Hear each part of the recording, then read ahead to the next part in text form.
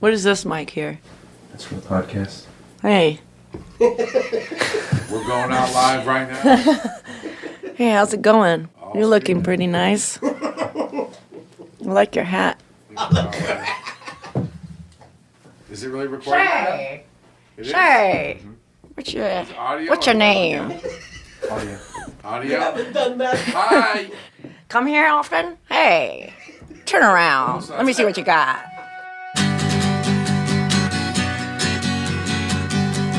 It's a Pixies Podcast, an unvarnished, unfiltered document of the true creative process.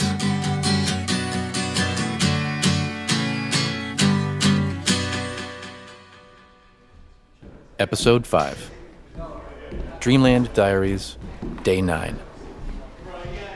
The Pixies are into their second week of work on their new album at Dreamland Studios near Woodstock, New York, with producer Tom Dalgety at the helm and local music writer Tony Fletcher observing for this podcast series.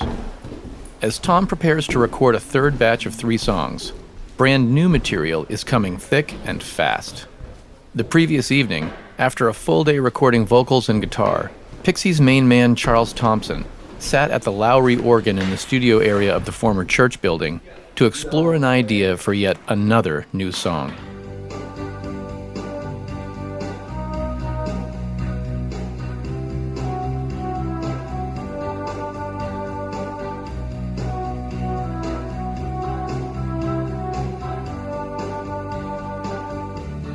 Yeah, that one I was goofing around with last time. Yeah, I showed you. But yeah, I think I figured out a way to play the chords in a certain kind of way. And the voicing, it's kind of drony.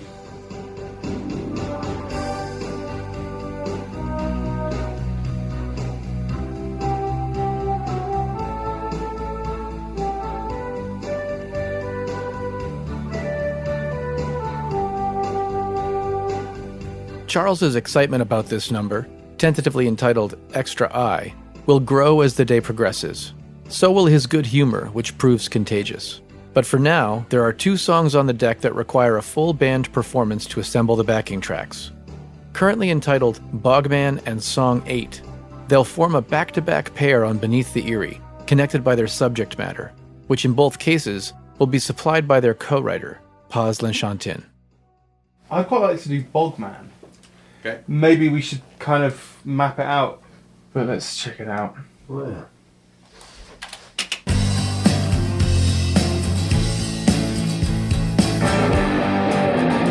Just saying. Don't say it. Just saying. David? Wow, Paz. It's going to be a different song now, though. Yeah. Just saying. Just saying. There might be. Why did it be called Just Saying? Yeah. That's what I'm saying. That's what I'm talking about. I'm not saying it should, Charles, but just out of interest, are any of the lyrical things going to remain? You need to talk to Paz about that. Okay. Just saying. Like before the chorus. Just saying. You know what I'm saying? Like I know. Break out of the loop a little bit. Yeah. Just add the top of it again before the. One thing at a time. All right, I'm just saying. I'm just planting the seed. I'm not going to do anything, Tom. Okay. What you tell me to do. Good. Were you just saying? Tom wants to give you something to really like fight against. You know what I mean? He wants like a certain kind of energy. He doesn't want all this groovy like, oh yeah. You know, he doesn't want. Exactly. I get it. I wasn't born yesterday, Tom. Well, speaking of fighting with stuff, here comes the click. Just saying. Always at the mountain side. Got a mission in a great ride. Walked up in a modern chest. What's it again now? Yeah.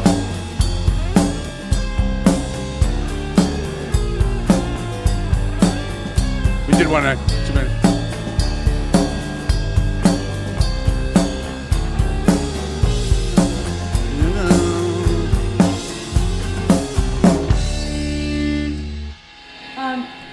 This is going to be easy. Oh, Don't say it. Don't say it. Yeah. Another song? I mean, I don't mean it in a bad way. I just mean we're moving on now. Yeah. Come on, Charles. Let's do Bogman. Don't get sidetracked now. I'm not. I'm just waiting. I'm just waiting for people to tell me to go. I just wrote a song. Oh my God, Tom! I just wrote another song, Tom. Did you hear that? Were you recording that? I got it. Okay, good. Because I can't remember what I just did. Up. Paz just wrote a song. Got to record everything, man. Everything. Every freaking note. Because we'll turn that shit into gold. You know what I'm saying? I know. Just a day ago, Joey Santiago had expressed his nerves at recording the perfect guitar overdubs. Playing alongside the band, however, is an entirely different matter. I got some cool stuff actually when just doing the live run-throughs. Joey did some really cool stuff in here, which I just sort of just gonna keep, you know, like.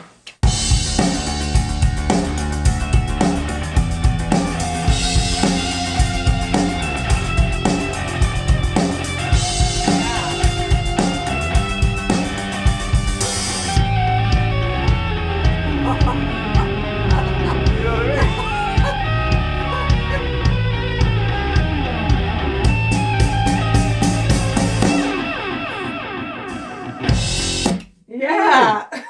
That is super awesome. That's Bogman. That is so Joey. That's the thing. It's like that's what I was trying to kind of encourage him to do. Like in the live run-throughs, do all that crazy shit. Right. Just see what experiment happens, and see what happens. And because that's never the kind of part that you'd set out to like write. Yeah, exactly. You know, which is cool. And when you're in the moment like that is when your instincts pop out the most. Yeah, exactly. For the day's other backing track, the number currently entitled Song 8, Charles explains to Tom that he is delegating even more responsibilities to Paz. She totally gets it. Yeah. And she is potentially going to, well, she is not potentially, she's going to take a stab at actually doing the lyric for her to sing. Oh, okay, cool. And it needs to be at that tempo. It needs to be at that nice slow tempo. That's like it's like this kind of almost like a Ramonesy, like a sort of like a Ramonesy, not being punchy but being more ballady kind of an attitude. And then I don't know if she's going to do this. She might just think she's thinking about it. We talked about a couple ideas, but she might do it in Spanish too. So. Okay. Whatever. FYI. Paz Shantin has been a Pixies member for 5 years now, and she brings a number of collaborative assets to the group. A classically trained musician's instincts, an artistic sensibility, and no small amount of songwriting prowess. Given that there's always been a mutant surf quality to Pixies music, it doesn't harm either to have a dedicated surfer in the band. I think the beauty of surfing is that you never really know what you're going to get. You kind of do your best with whatever card you're handed, you know, like life. You know, you're handed this card, do the best you can with it, you know. It's not going to be the perfect card, but every time, but that's the card you draw and see what you can do with it. You be as creative as you want, you know. The conditions aren't always perfect, but that's the beauty of it. Charles asked me to take a pass out of maybe doing some lyrics for song number 8. Oh yeah, sure. Right now it's called like Los Surfers Muertos. Yeah. But maybe it'll be called Killer Dana. Okay. But so that I was working on a song about Killer Dana. Okay, cool. Great. Having described the subject matter to Tom, later in the day, Paz shares her thoughts about it with Charles, whose enthusiasm is clear. I worked on some lyrics for the... Oh! Is it English? It's English, but I liked... It's in English, but I like the one line maybe to be Los Surfers Muertos. Yeah. because it sounds kind of cool. Yeah. But I still don't know. I just have mainly like the chorus and a little bit of verse. I'm not done with it. Yeah. But it's more like there's this wave. I was reminded about it when we were talking about Boneyard. There's this wave called Killer Dana in that region that was kind of in the 70s like the saddest thing for all the surfers, like the best wave in the world. And the harbor, they built a harbor there and killed it, killed the wave. And so it's kind of like a combination of that, the Killer Dana, with my friend who takes her last wave, and it's this wave that gets her, even though it's like a history of. Oh, I love it. So it's like the combination of these two stories just to bring the Killer Dana back into a song. Yes. You know? It's done. That's great. And I was like, oh yeah, this wave is like, it's such a big deal. And I was reading all about it again because I forgot about it. Yeah. It is really the saddest. And these surfers, they like. I mean, I'm definitely surfing a lot less, but I still enjoy it a lot. And I especially enjoy it as like a vacation somewhere. It's like my ideal vacation, mainly to go to Mexico. It's so close to California and the waves are nice and it's just different enough where you're like, oh, this is proper vacation. But I also just like going down to Châteauneuf-du-Pape and camping out there or something simple. Killer Dana and Los Surfers Muertos. That sounds like a band. It should be, yeah. Killer Dana and the Surfers. That could be it. Muertos. That could be the title. Eventually, the group sets about tackling the song. Let's do Dead Surfers, because I'm curious about. Well, What direction? before we do that, let's just at least let me strum it for Yeah. you so we can, so it doesn't, so. Yeah, sure.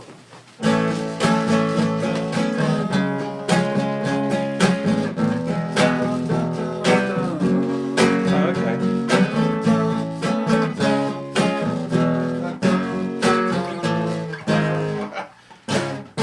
Sorry.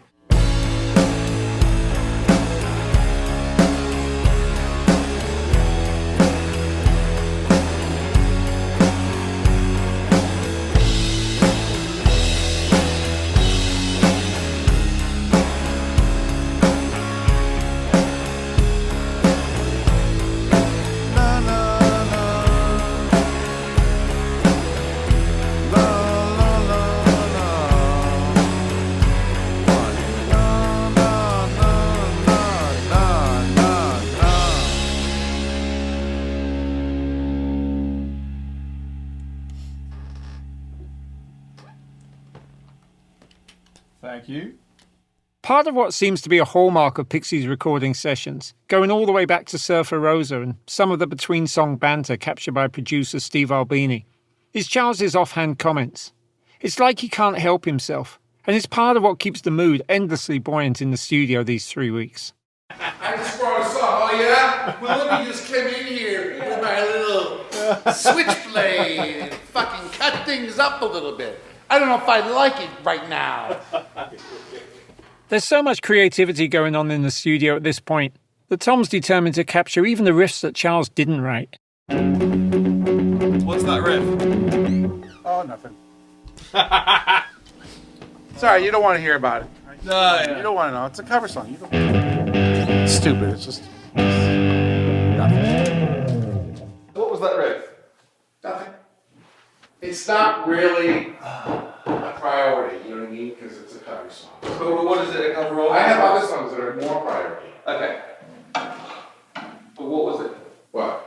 Turns out Charles was playing a Captain Beefheart song, Grow Fins. Still, it so infused Tom that he recorded a full band performance all the way to fruition. Charles's focus at Dreamland, at least on December 9th, remained largely on the song he composed at the organ the night before. He ended his shift with a full presentation of it to the producer, this time on guitar. Here, you know what? I can play you my new song. Oh, what, the organ one? Show me it. And at this horizon, just around, holding up the sky beyond the sea.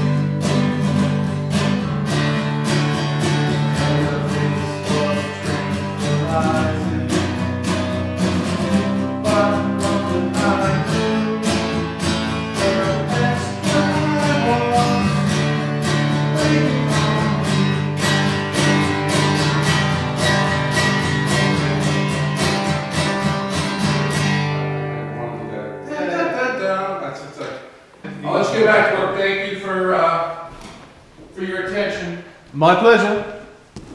Thank you for your art.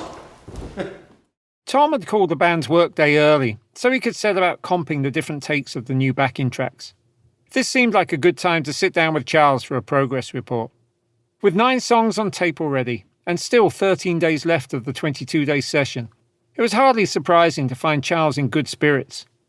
We started off discussing Extra Eye, which would eventually become Death Horizon, the final song on Beneath the Eyrie. Having stood behind him at the organ the previous evening, I was amazed that what had initially seemed like mere tinkering had transformed itself into a fully fledged song already.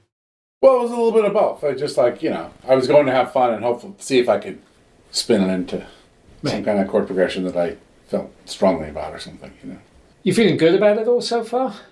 I don't really have any expectations about what we were supposed to do. I mean, 3 weeks, just try to get a record done in 3 weeks, I suppose. It seems like you should be able to come up with something in 3 weeks.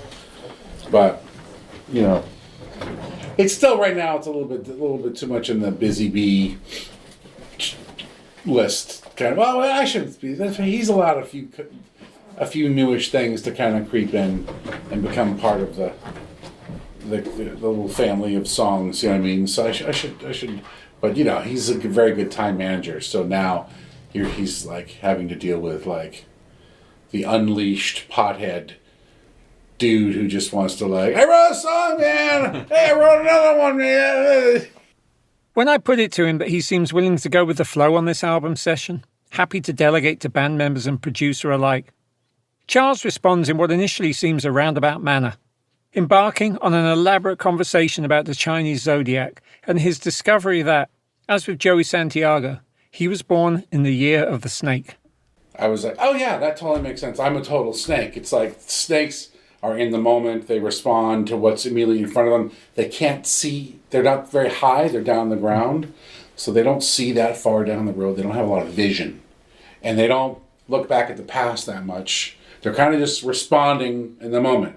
They're running away because they're afraid they're biting something, whatever. They're kind of like feeling their way on their belly.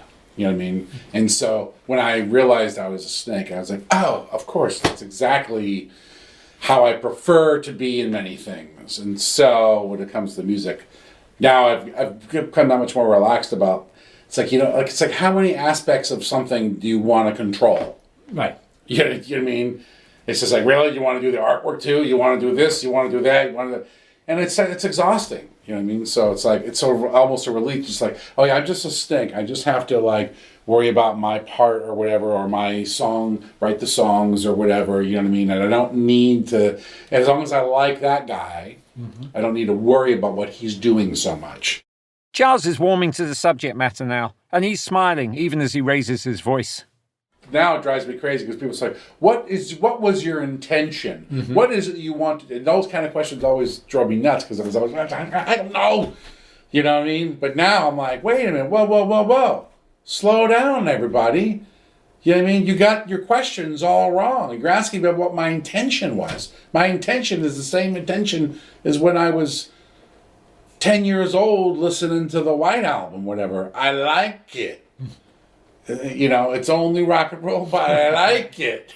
Right. I want to do it. I want to play it. I want to go play a show down at the nightclub. I want to stay up all night at the recording studio. I like this whole Beatle thing that I've kind of fallen into, this kind of world, And it's so, I understand that other people have artistic vision, but now I'm much more comfortable. It's like, what inspires you? It's like, do I need anything more? It's like, I still put on the White Album, and it's still like, oh my God, oh my God, what a great song that is. For Charles, and for Pixies as a team, success is all about showing up to work.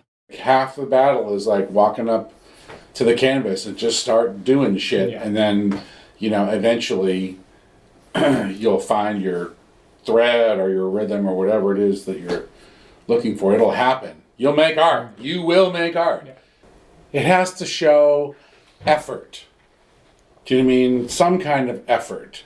the effort might be practice, lots of years of practice, or the effort might be that you just tried really hard, even though you were clumsy about it, but you just really dug in and just like, I'm gonna make this thing work. And on that note, I'm gonna go have a glass of wine.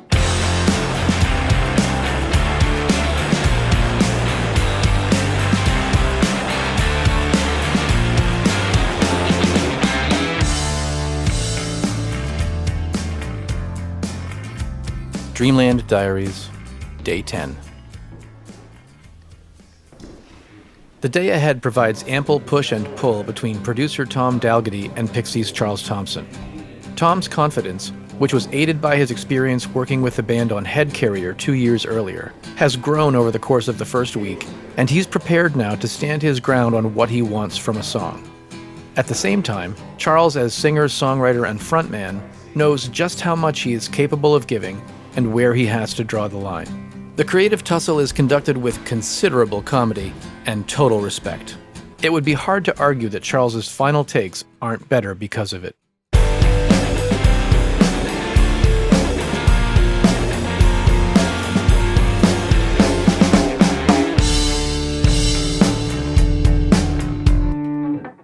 It's not grabbing me. It sounds like it's not sounding engaging. What is? Just the playing. It just doesn't sound like it means business. Maybe you need to stand up and throw yourself at it a bit more. Okay. It just sounds a bit sort of polite.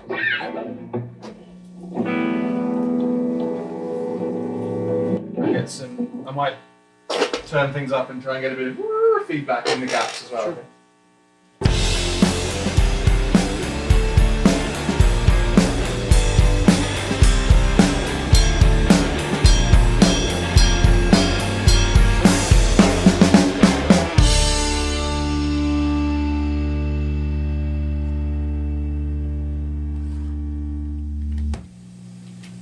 Right. I mean, I get the sense that we're trying to do something that's kind of quite in time and quite not a lot of jaggedy edges. I don't want it to be like a mess, but at the same time, I don't want it to sound like you're trying to be really tight and trying to be sort of polite with it. You know, it needs to sound raucous. Have a tune, Charles. I want to do, I think, a slightly cleaner, brighter sound for the verse and introduction.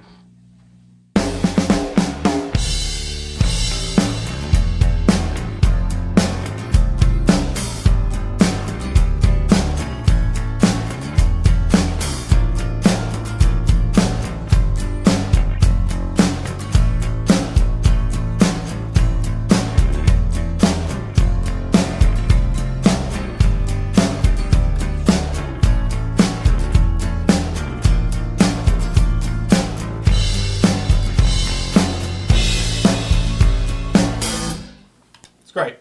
That's all I needed. All right, cool. Done for acoustic for now.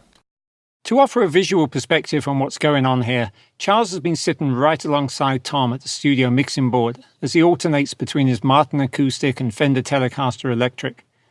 Even now, as he moves into the vocal booth, it's still within the control room, so eye contact is maintained throughout as the two men try and figure out the right voice to deliver a song they know has commercial potential.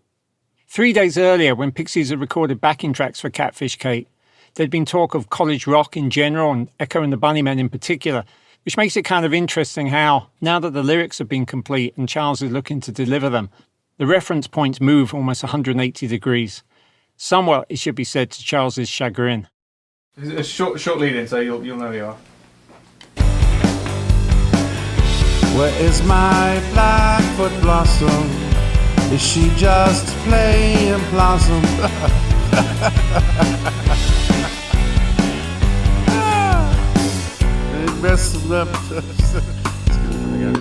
Okay. I Let me know when you figured out phrasings, and then had to get to the end of the video game. That's where I'm up to level 1 here. Okay, all right. Push it to level 2. Level. Okay, I'm skipping ahead to level like 11. That's the Pixie way. We just keep going back to the beginning of the game. It started up. That's the minute, you know. Okay. Where is my Blackfoot Blossom? Is she just playing possum who lives another day? They wrestled all the day and night till the morning. One more on that. Okay. So now that Charles Thompson has figured out the tune, can Black Francis tell me this story? And like, it just sounds drowsy. It doesn't sound. This is a weird, creepy story. Yeah, no, I know. I'm not quite there yet. Yeah. Okay. You know what I mean? It's kind of like got to start from some kind of neutral, more passive place, and then figure out where to push it because doesn't sound like it's supposed to be emoted all over the place. Do you know what I mean? No, but it could be like kind of. It's got to be a little bit. You know, I don't know how to describe it, but a little. But you know, even that part's super like internal, like. You know. The sort of tuning of it and the melody is the kind of is the last thing on my mind at the moment. It's like imagine you're at the Raven, and you're going to tell. It's Storyteller's Night at the Raven, and you've got to tell this story. Yep. And I don't know what to. I got. All I can say is run it for a while. That's all I can say. Sure. Okay. I can't. But rather than running it a few times, I think you need to completely change the character that's singing it. Have it in a kind of whispery, kind of like go too far down the amateur dramatic route. Just make it really bizarre and then rein it in. Right. Why don't you do Saint Nazaire first then, and then blow my voice out a little bit, and then okay. It's not in a high register. Yeah, that's fine. I can find a little bit of. Right now, it just sounds like freaking lame ass James Taylor in my headphones right now. Okay, so. let's get Saint Nazaire on the go. Okay, 2 seconds. Saint Nazaire is the song we heard in depth in the last episode, complete with Charles elaborating on the lyrics. Initially inspired by the location of an Allied attack on a Nazi submarine base in World War II. It may have sounded like there was a vocal keeper in that session, but today, Tom has Charles go at it again. And are you going for smells like or tastes like? Tastes like is better. It doesn't roll out very good, so I've changed it to smelza. Smelza, okay. That goes out nice. I don't want to draw too much attention to the line, so to speak. Well, gee, this tastes like spliff and Armagnac. Yeah. It has to be more. Yeah, okay, cool. Down at the rocks at Saint Nazaire, I took a bottle and a fucking prayer. I washed out with a greasy tide. I went down on the silky ride. Her daddy's dead and her eyes are black. She smells a spliff in Armagnac. She lost her coat, but I like her style. She lost her head, but I like her smile. I'm all done. That's great. Have more of that. But I like her, yeah. A little more Monster Mash, I get you. Yeah, exactly, yeah. Yeah, it's Jello Biafra singing Monster Mash. How about that, yeah? Okay. I took a bottle and a fucking beer. Down at the rocks and Saint Nazaire. A giant's dead and her eyes are black. I washed out, never going back. I'm all done talking. That's the one. That was great. Okay, we're done on this one for now. Okay, cool. Do you want to go and listen to some Jethro Tull and have some shrooms before we do Catfish Kate? Charles's voice now suitably blown out as the singer described his intent, he and Tom come back to Catfish Kate. Going back to Catfish, it's just like, it's such a wild, captivating story. Yeah. It needs to be delivered by someone who thinks it's captivating. You know, it just sounds like you're just singing it at the moment. Yeah. I guess I'm not trying to do anything in particular, but the only thing I can guess is that maybe I'm kind of doing it in a more transparent, kind of folky way. It's just like, and then they killed his mother, and then they went to jail. And then you know, it's just like... Kata went to catch a fish to put inside her favorite dish. A catfish grabbed her by the hair and took her to his house instead. What is my... I'm not sold on the catch a fish. Got it. I think... Little too cute, little too... got it. Yeah, I know. You have to explain. I can't help it. I listen to a lot of classic rock radio, you know? James Taylor kind of phrasing. That's okay. Jackson Brown, you know? Here we go. They wrestled all the day and night till the morning. Fucking A, James Taylor, get out of my head. Get out. I can smell the booze on your breath. Get out of my head. They wrestled all the day and night. Day and night. Which radio station are you listening to now? Right to the dial there, and on the right side over there. Some wrestling all day and all night. Oh my soul, that's one mean catfish. Telling you, man, this is gonna be like in a fucking Disney movie or something. Yeah, I know, yeah. Like a fucking ride. Yeah. Disneyland. Catfish Kate. Okay, I'll punch you in for That'd be the a good name for a sex doll, actually. Catfish Kate. You know, like when they have, you know, the kind of robot. Yeah. Catfish Kate model. They wrestled all the day and night. Morning show, the bloody sight. Catfish. Oh, catfish rope. I was trying to find a different note. You're talking to like Captain Beefheart. Catfish, roll. Alright. Have you got one more in you? Oh yeah, sure. I'm enjoying myself, so much as you want. Good. Okay, here we go. Where is my Blackfoot Blossom? Is she just playing possum who lives another day? Catfish roll. That's the song called Catfish Kate. So There you have it. That's Catfish. that was the tale of Catfish Kate.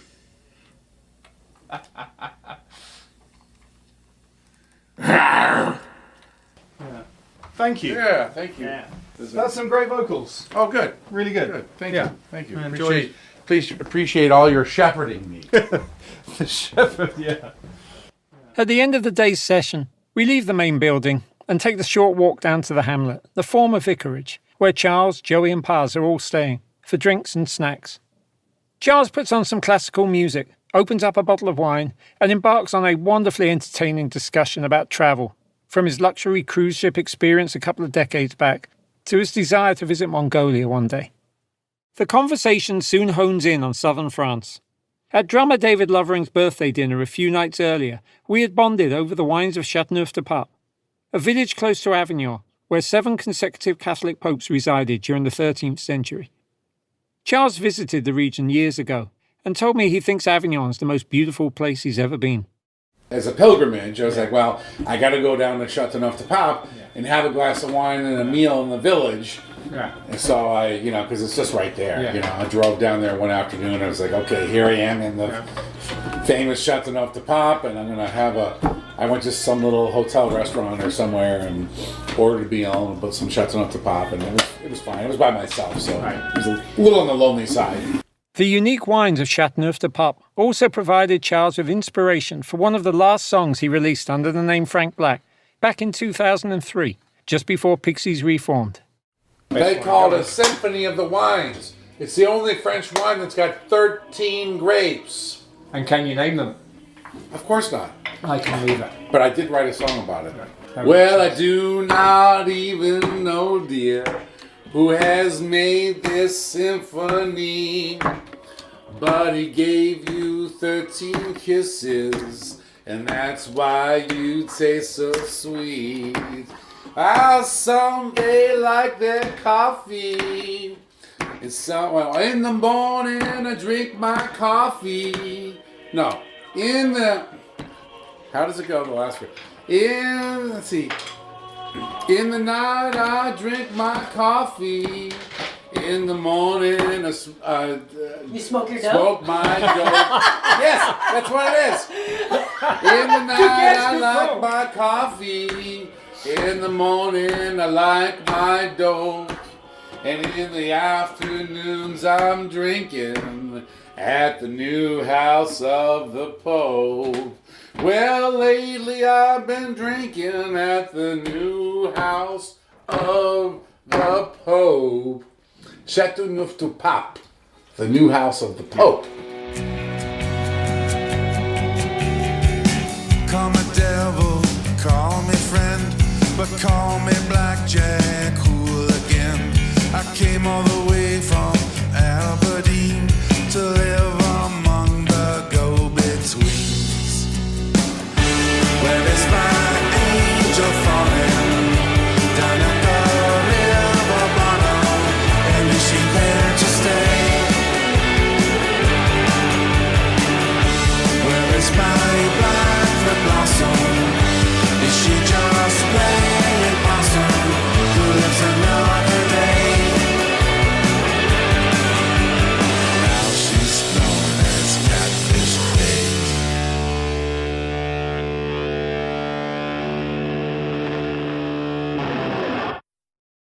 Next week, it's a Pixies Podcast, Episode 6. An interview with David Lovering, Joey abandons his notes, another band birthday, and the Pixies go Vegas. I didn't even drink alcohol until I was in the Pixies 30 or I was 28 or something. You know what's missing today? A No guitar? fucking notebook. No notebook. Oh. Fuck those things. Yeah, fuck the notebook. I'm just waiting on Mr. Thompson to tell me whether he's ready with this other new song. Oh, 4 messages, here we go.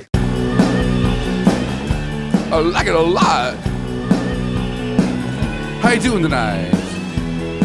Yeah, you're the best audience in the whole wide world. Here we go. Cake and beer.